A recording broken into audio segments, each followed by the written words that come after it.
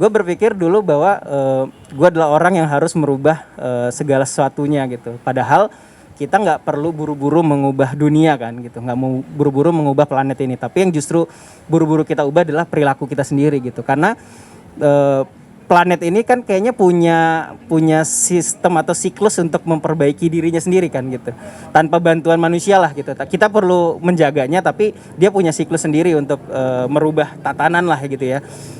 Apa yang pernah terjadi pasti akan berulang, gempa bumi, banjir, gunung meletus dan segala macam. Tapi kita hanya perlu menjaga kelestariannya.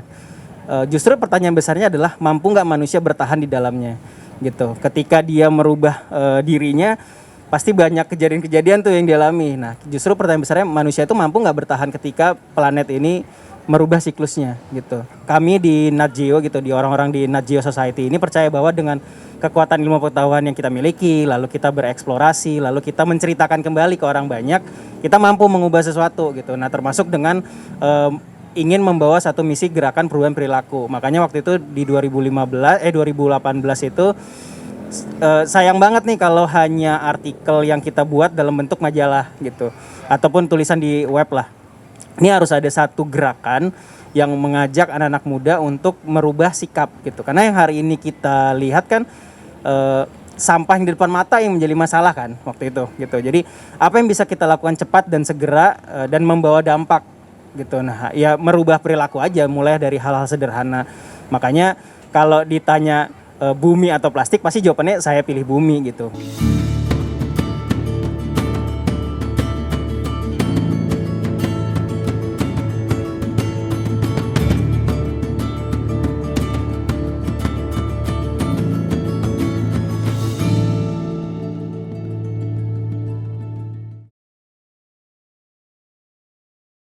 Misi pelestarian lingkungan kita yang ada di Buddha Suci ini juga sebenarnya bersifat itu adalah bersifat pendidikan.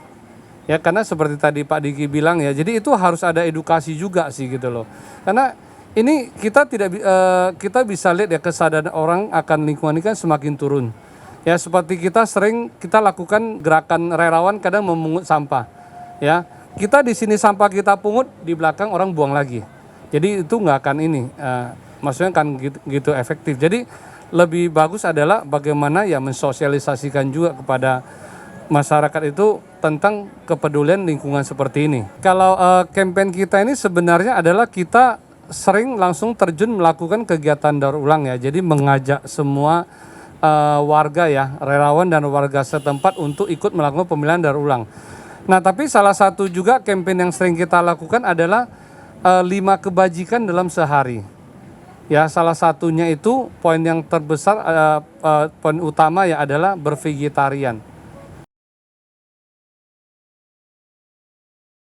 Sekarang kita fokus di educate gitu, di pendidikan gitu. Jadi saya dan teman-teman lagi ngebangun namanya Saya Pilih Bumi Academy gitu ya.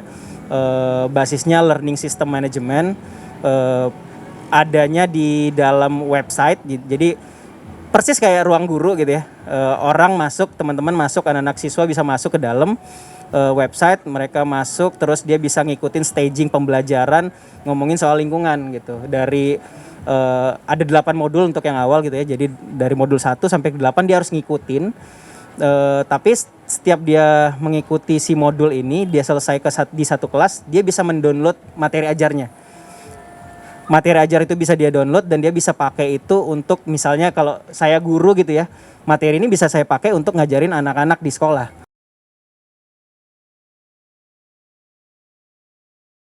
Untuk kegiatan pelestarian lingkungan, kita ada sekarang di Indonesia ya, kita ada 30 depo. Ya, 30 depo dan ada 46 titik pemilahan se-Indonesia sih, masih jauh dari harapan. Nah, kalau depo itu kan adalah tempat kita mengumpulkan barang-barang daur ulang. Orang dari sumbangan orang kirim ke depo, kita lakukan pemilahan. Kemudian kalau titik pemilahan itu adalah yang on the spot. Jadi pagi datang kita gelar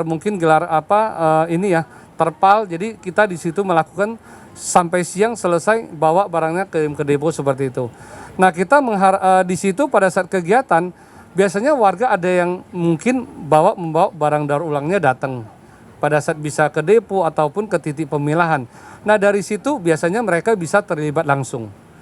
Kenapa? Karena ini istilah kata gini, kalau kita sosialisasi keluar tentu kita mesti ada praktek sendiri dong. Jangan kita kasih tahu orang harus pilih-pilih sampah tapi kita sendiri enggak. Nah ini sebagai contoh.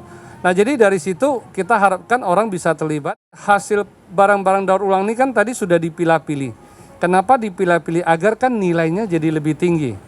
Ya seperti misalnya botol minum itu botol air mineral, kalau itu dijual dengan kondisi demikian harganya lebih murah. Ya tapi kemudian tutupnya kita pisahkan, labelnya kita pisahkan, itu nilainya lebih tinggi. Nah nilai lebih tinggi ini adalah untuk ke dana kemanusiaan. Ya jadi bisa dipakai untuk operasional dari TV, bisa juga untuk membantu orang yang tidak mampu, ya mungkin dari sakit atau dari sekolah seperti itu. Di Urban Farm saat ini sedang melakukan juga pengumpulan botol plastik. Jadi kepada para pengunjung yang mungkin lagi memegang atau mengkonsumsi makanan atau minuman yang menggunakan bungkus plastik atau kemasan plastik, bisa banget dikumpulin pas banget nih di depan kita. Tuh. Ya. Iya. Situ ada satu gerobak berwarna merah. Bisa banget itunya ditaruh botol plastiknya atau bungkus makanan plastiknya ditaruh di situ supaya kita bisa membantu pergerakan lingkungan seperti yang dilakukan oleh Pak Joni dan Pak Diki gitu ya. Nanti hasil dari pengumpulan botol plastik atau kemasan plastik itu kita juga akan sumbangkan, Urban Farm akan sumbangkan ke Yayasan Beda Seci. Betul ya Pak? Iya. Jadi saat ini Urban Farm sedang berkolaborasi dengan Yayasan Beda Seci untuk menjaga dan memperbaiki lingkungan juga. Betul. Tepuk tangan untuk kita semua.